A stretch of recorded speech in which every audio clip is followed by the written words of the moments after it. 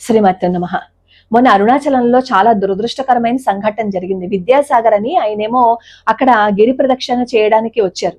ఆ గిరి ప్రదక్షిణ చేయబోతుంటే ఇద్దరు మద్యం మత్తులో ఉన్న వాళ్ళు ఏం చేశారు అంటే ఈ విద్యాసాగర్ గారిని కత్తితో పొడిచారు. అక్కడ వాదం జరిగింది. ఎందుకంటే ఈ మద్యం మత్తులో ఉన్న ఈ ఇద్దరు యువకులు బండి మీద ఎవరైతే వచ్చారో వాళ్ళు 500 రూపాయలు అడిగారట విద్యాసాగర్ గారిని. ఇప్పుడు మనకి తెలియని వ్యక్తులు మన దగ్గరకు వచ్చి మనల్ని ఏమో బండితో టీకుని మద్యం మత్తులో ఉండి డబ్బులు అడిగితే మనం మాత్రం ఎందుకు ఇస్తాం? విద్యాసాగర్ పొజిషన్ లో మనం ఉన్నా మనం కూడా ఇవ్వం కదా. బహుశా ఆయన కూడా అందుకే ఇచ్చి ఉండరు. వాళ్ళు ఏం చేశారంటే ఆ మద్యం మత్తులో ఆయన ప్రాణాలు తీసేశారు. అక్కడ ఉన్న భక్తులేమో హాస్పిటల్కి తీసుకువెళ్లేలోపే ఆయన ప్రాణాలు పోయాయి. చాలా దురదృష్టకరమైన దుర్ఘటన అది. చాలా బాధేసింది.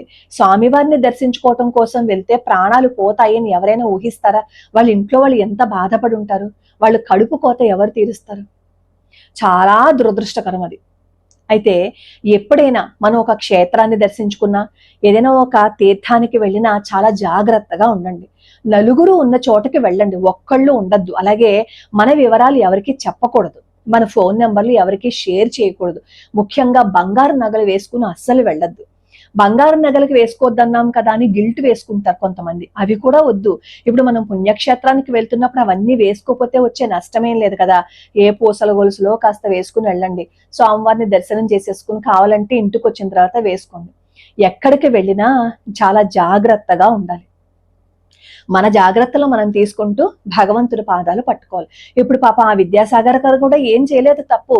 ఆయన గిరి ప్రదక్షిణ చేస్తున్నారు. కానీ తప్పు ఎవరిది అంటే మద్యం మత్తులో ఉన్న ఇద్దరు వ్యక్తులది. ఒకటి ఆలోచించండి, అసలు అక్కడ కొండ మీద షాపులు ఎవరు నడుపుతున్నారు? దాదాపుగా పరాయి మతస్థులు నడుపుతున్నారు. నేను దీని గురించి ఒక పెద్ద వీడియోనే చేశాను, ఆ లింక్ కింద ఇస్తాను, ఒకసారి చూడండి. ఏ విధంగా ఆక్రమించేసుకుంటున్నారో అక్కడ భూములన్నీ అని. అక్కడ ఆక్రమించేసుకుని డబ్బులు సంపాదించుకుంటున్నది ఆంధ్ర వాళ్ళు కాదు, మాక్సిమం తమిళనాడు వాళ్ళు. రీల్స్ చూడండి, ఈ ఇన్స్టా రీల్స్ అవన్నీ చూస్తే వాళ్ళు ఏమంటున్నారు తెలుసా? ఆంధ్ర వాళ్ళు ఎక్కువగా ఇక్కడికి వస్తున్నారు చూడడానికి, ఇది మాది కాకుండా పోతుందా ఇది అని చెప్పి వాళ్ళు రీల్స్ చేస్తున్నారు. కావాలని చేశారేమో అని కూడా అనిపిస్తూ ఉంటుంది. ఎందుకంటే అసలు ఆ కొండ మీద మద్యానికి మాంసానికి ఎలా అనుమతులు ఇస్తున్నారు? ఆ కొండ మీద మాంసం అమ్ముతారట. నా స్నేహితురాలు చెప్పింది ఒక 2 రోజుల క్రితం. మాంసం అమ్మేస్తున్నారే, ఆ కొట్టులో ఉన్నవాళ్ళు కూడా హిందువుల్లా అనిపించటం లేదు, పరాయి మతస్థుల్లాగే కనిపిస్తున్నారు వాళ్ళందరూను. అసలు ఎందుకు ఇలా జరుగుతోంది? అసలు ఎందుకు అక్కడ గవర్నమెంట్ పరాయి మతస్థులకి ఇచ్చిందని చెప్పి అడిగింది. నేను అన్నాను, అక్కడ ఉన్న గవర్నమెంటే ఎవరో మనకు తెలుసు కదా, హిందూ ధర్మానికి వ్యతిరేకంగా పనిచేస్తుంది, వాళ్ళు మరి పరాయి మతస్థులకి ఇవ్వకుండా హిందువులకి ఎలా ఇస్తారు అనుకున్నావు అని చెప్పి అడిగా. ఆ కొండ మీద ఎక్కడ చూసినా బీర్ బాటిల్స్ పడేసి ఉంటాయంట పక్కన. తమిళనాడులో మాక్సిమం కొన్ని గుళ్ళల్లో ఇలా బీరు బాటిల్స్ అవి పడేసి ఉంటాయని చెప్పి మనకి నరసింహన్ రంగరాజన్ గారు కూడా ఒక వీడియో పెట్టారు. కంచి వరదరాజస్వామి వారి ఆలయంలో బీరు బాటిల్స్, ఆ వెనకాల మొత్తం ఎన్ని బీరు బాటిల్స్ ఉన్నాయో తెలుసా? మరి ఆలయం వాళ్ళు ఏం చేస్తున్నారు? పట్టించుకోవద్దా? మద్యం తాగేసి అక్కడ బీరు బాటిల్స్ పడేస్తున్నారు అంటే ఎవడో వచ్చి అక్కడ ఉంటున్నాడనే కదా అర్థం. అప్పుడు ఆలయానికి సంబంధించి వాళ్ళు కొంచెం వ్యవస్థ చేయాలి కదా. మద్యాన్ని ఎలా అనుమతిస్తున్నారు, మాంసాన్ని ఎలా అనుమతిస్తున్నారు? ఇప్పుడు ఇలా అన్నాము అనుకోండి, వెంటనే ఏం చెప్తారంటే దీని అంతటికీ కారణం ప్రవచనకారులు, వాళ్ళ ప్రవచనాలు వినే అందరు అక్కడికి వచ్చేసారు. సరే, ప్రవచనకారులు ప్రవచనాలు విని అక్కడికి వచ్చేసారు, బాగుంది, ఇది ఒక పక్కన పెట్టండి. అరుణాచలంలో చాలా వరకు అక్కడ ఇళ్ళు స్థలాలు కొనుక్కున్నది ఎవరో తెలుసా? ఫారినర్స్ వచ్చి కొనుక్కున్నారు. అక్కడ వాళ్ళు ధ్యానం చేసుకోవడం కోసం ఫారినర్స్ వచ్చి కొనుక్కున్నారు. మాక్సిమం అక్కడ ఇళ్ళు ఫారినర్సే కొనుక్కుంటారు. మరి ఫారినర్స్ కి ఎవరు చెప్పారు? ఈ ప్రవచనకారులు ఇంగ్లీష్ లో వాళ్ళ ప్రవచనాలని ట్రాన్స్లేట్ చేసి చెప్పారా? అందుకే వాళ్ళు అక్కడి నుంచి పరిగెట్టుకుంటూ వచ్చేసి ఈ వీళ్ళు చెప్పిన ప్రవచనాలకి ఇన్స్పైర్ అయిపోయి అక్కడేమో స్థలాలు ఇళ్ళు కట్టేసుకుని అక్కడ ఉన్నారా? రమణ మహర్షి యొక్క తపోబలం అక్కడ. మాక్సిమం రమణ మహర్షి యొక్క ప్రవచనాలు గాని ఆయన చెప్పినవి గాని ఎక్కువ ఇంగ్లీష్ లోనే ఉంటాయి. రమణ మహర్షి యొక్క తపోశక్తి అందరినీ ఆకర్షించింది. ఇదివరకు కూడా ఇంతమందే వచ్చేవారు, ఇప్పుడు కూడా అక్కడికి వెళ్తున్నారు. ఇదివరకు ఏదో ఖాళీగా ఉండి ఎవరో రాకపోవటం లేదు, ఇప్పుడేమో జనాలు పరిగెట్టుకుపోవటం లేదు. అప్పటికి ఇప్పటికీ తేడా ఏంటంటే 10 ఏళ్ల క్రితం మన చేతుల్లో మొబైల్ లేదు. అందుకని ఏ క్షేత్రంలో ఏం జరిగాయి అనేది మనకి తెలియదు కాబట్టి అప్పట్లో అంతమంది వెళ్ళేవారు కాదు, ఇప్పుడు వెళ్తున్నారు అంటారు. పరిస్థితులను బట్టి కాలం బట్టి అన్ని మార్పులు వస్తూనే ఉంటాయి కదా. అప్పట్లో జనాభా ఎంతమంది ఉన్నారు, మరి 10 ఏళ్ల తర్వాత జనాభాను అప్పుడు కూడా మనం లెక్కేసుకోవాలి కదా. అప్పుడు జనాభా ఎంత ఉన్నారు, ఇప్పుడు జనాభా ఎంత ఉన్నారు, అది కూడా క్యాలిక్యులేట్ చేసుకోవాలి కదా. అప్పుడు వెళ్ళేవారు కాదు అని అనేవాళ్ళు. అప్పుడు మన చేతిలో మొబైల్ లేదు కాబట్టి ఈ విషయాలన్నీ మనకి తెలియలేదు. అంతే తప్ప ప్రవచనకారులు చెప్పేయటం వల్ల ఈ అరుణాచలానికి అందరూ వెళ్ళిపోవటం లేదు, అక్కడ దందాలు జరగటం లేదు. అక్కడ దందాలు చేస్తున్నది అక్కడ ప్రభుత్వం. గిరి ప్రదక్షిణ చేస్తున్నప్పుడు అక్కడ ఉన్న ఆ లింగాలన్నింటినీ పూర్తిగా దర్శించుకోవడం కోసం ఇప్పుడు వీలు లేదు తెలుసా. రెండు లింగాలను దర్శించుకోవాలంటే అక్కడ కన్స్ట్రక్షన్ వర్క్ చేస్తున్నారు. చేస్తూ అక్కడ ఏం చెప్తున్నా తెలుసా, ఇక్కడికి వెళ్ళడానికి కుదరదు అని. ఏ అంటే కార్తీక మాసం వస్తుంది కదా, మేమేమో ఇక్కడ కన్స్ట్రక్షన్స్ చేస్తున్నాం కాబట్టి మీరు వెళ్ళడానికి కుదరదని ఆపేస్తున్నారు. అక్కడ ఆపేసి అక్కడ కన్స్ట్రక్షన్స్ చేస్తున్నది ఎవరు, అక్కడ గవర్నమెంట్ చేస్తోంది. అక్కడ ఏవైనా అవకతవకలు జరిగితే అక్కడ దేవాదాయ శాఖ వాళ్ళు చెప్పాలి సమాధానం, అక్కడ దేవస్థానం వాళ్ళు చెప్పాలి. వాళ్ళు సరైన చర్యలు తీసుకోలేదు, వాళ్ళు సరైన వ్యవస్థ అక్కడ ఏర్పాటు చేయలేదు. అసలు కొండ మీదకి మద్యము మాంసము ఎందుకు ఎలవ్ చేశారు, మరి కొండ మీదకి పరాయి మతస్థులను ఎందుకు ఎలవ్ చేశారు, అది హిందువులకి సంబంధించింది కదా. ఎందుకు అంటే అక్కడున్న ప్రభుత్వం పరాయి ప్రభుత్వం కాబట్టి. ఇలాంటి సంఘటనలు ఇలాంటి దుర్ఘటనలు జరిగాయి అనుకోండి, భయపడి తెలుగు వాళ్ళు అక్కడికి వెళ్ళడం మానేస్తారు. మానేస్తే ఇంకా పూర్తిగా కబ్జా చేసేయచ్చు. ఇప్పుడు పరాయి రాష్ట్రాల్లో ఉన్న దేవాలయాలకు ఎందుకు వెళ్తున్నారు అని క్వశ్చన్ వేస్తున్నారు కదా. అంటే తమిళనాడు శివుడు ఆంధ్ర శివుడు అని ఉంటారా, కర్ణాటక శివుడు ఉత్తరాఖండ్ శివుడు ఇలా ఉంటారా, ఇలా ఉండరు కదా. అక్కడ క్షేత్ర మాహాత్మ్యం ఉంటుంది, అది అగ్నిలింగం. అది దాని విలువ మనకి తెలియదు కాబట్టి మనం ఏం చెప్తామంటే అక్కడికే వెళ్ళాలా, అక్కడే చూడాలా, అక్కడే దేవుడు ఉన్నాడా అని అడుగుతాం. ప్రవచనకారులు చెప్పడం వల్లే అక్కడ అంతమంది వచ్చేస్తే అక్కడ అన్ని అరాచకాలు జరిగిపోతుంటే, మరి ఇదే ప్రవచనకారులు అష్టాదశ శక్తిపీఠాల గురించి చెప్పారు, 12 జ్యోతిర్లింగాల గురించి చెప్పారు, జంబుకేశ్వరం గురించి చెప్పారు, మధ్యార్జునం గురించి చెప్పారు, చిదంబరం గురించి చెప్పారు, ఉత్తరాఖండ్ లో ఉన్న దేవాలయాల గురించి చెప్పారు, బద్రీనాథ్ కేదార్నాథ్ గురించి చెప్పారు, అలాగే మన ఆంధ్రప్రదేశ్ తెలుగు రాష్ట్రాల్లో ఉన్న ఆలయాల గురించి చెప్పారు, కొండలేశ్వరం గురించి చెప్పారు, సింహాచలం గురించి చెప్పారు, శ్రీశైలం గురించి చెప్పారు, శ్రీకాళహస్తి గురించి చెప్పారు, మల్లవరం గురించి చెప్పారు. ఇన్ని ఆలయాల గురించి చెప్పారు కదా. మరి ఈ ఆలయాలన్నిటికీ ఎందుకు వెళ్ళటం లేదు, మరి ఈ ఆలయాల గురించి చెప్పింది కూడా ఈ ప్రవచనకారులే చెప్పారు కదా.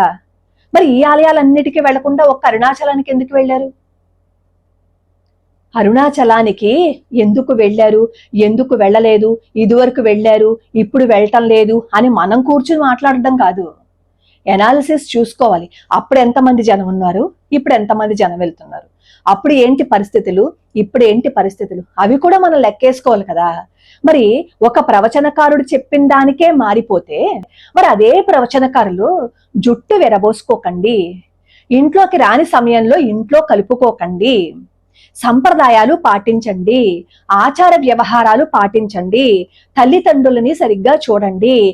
మనల్ని ఎవరైనా ఒక మాట అంటే మనం బాధపడతాం కదా, అలాంటప్పుడు అదే మాట ఎదుటి వాళ్ళంటే వాళ్ళు కూడా బాధపడతారు కదా. అలాంటి మాటలు అనకండి. ఇలా ఎన్నో అద్భుతమైన విషయాలు చెప్పారు కదా.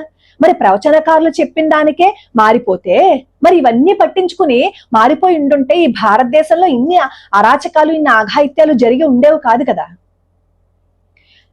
ఈ అరుణాచలంలో ఆ హత్య జరిగింది అంటున్నారు, ప్రవచనకారులు చెప్పేయడం వల్ల అక్కడ మంద పెరిగిపోతుంది, అక్కడ కాలుష్యం పెరిగిపోతుంది అని అంటున్నారు.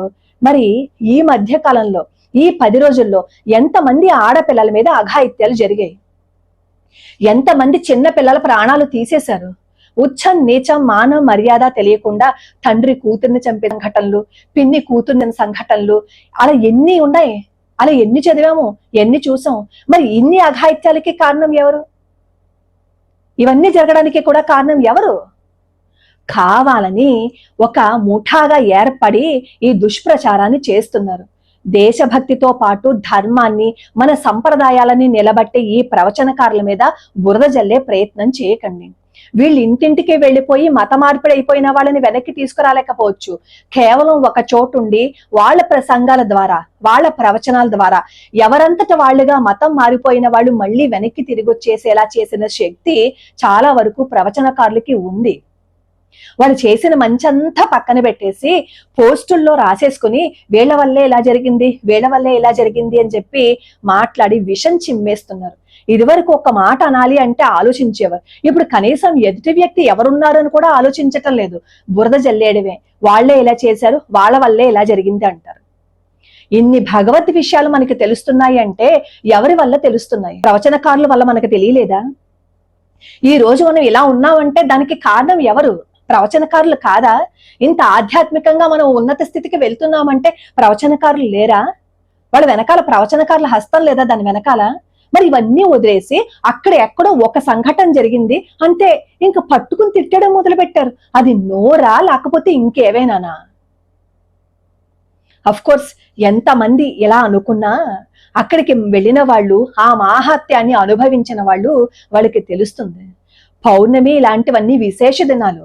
విశేష దినాల్లో దేవాలయానికి వెళ్తే అక్కడ ఇంకా మరింత శక్తి ఉంటుందని వెళ్తారు. జాగ్రత్తగా ఉండండి అని చెప్పండి. మా ఇంటి పక్కన కూడా గుడి ఉంది కదా అని వితండవాదం చేయకండి. ఒక క్షేత్రం గురించి మాట్లాడుతున్నప్పుడు ఇంకొక క్షేత్రాన్ని పోల్చి చెప్తే జన్మ జన్మల్లో ఆ పాపం మనల్ని వదలదు. అది శాస్త్ర వచనం, నేను చెప్పింది ఏం కాదు. కావాలంటే ఎవరినైనా అడగండి. ఆ క్షేత్రాన్ని ఈ క్షేత్రాన్ని పోలుస్తూ, ఆ దేవుణ్ణి ఈ దేవుణ్ణి పోలుస్తూ మన నోట్లోంచి ఎప్పటికీ ఆ మాట రాకూడదు. అది మహాపాపం. ఏ క్షేత్రాన్ని ఇంకో క్షేత్రంతో పోల్చడం, ఒక దేవుణ్ణి ఇంకొక దేవుణ్ణితో పోల్చడం. పాపాలు పోగొట్టుకోవడానికే ఎంతో ప్రయత్నం చేస్తున్నాము. ఉన్న కర్మలను పోగొట్టుకోవడానికే మళ్ళీ ఇంకొక కర్మను మనం తిరిగి తెచ్చుకుందామా? ఆలోచించండి. అక్కడ గవర్నమెంట్ వైఫల్యం. అక్కడ గవర్నమెంట్ హిందూ ధర్మాన్ని ప్రోత్సహించే గవర్నమెంట్ కాదు కాబట్టి ఇలాంటి దుర్ఘటనలు జరుగుతాయి. మన వైపు జరిగే కొన్ని కాదని నేనేం చెప్పటం లేదు, కానీ దానికి కారణం ఎవరు ఏంటి అని మనం అనలైజ్ చేయకుండా మొత్తం అంతా ప్రవచనకారుల మీదే నెట్టేస్తున్నారు కదా. మరి మొత్తం అంతా ప్రవచనకారుల మీదే నెట్టేస్తున్నప్పుడు వాళ్ళు చేసిన మంచిని కూడా కాస్త ఆలోచించండి.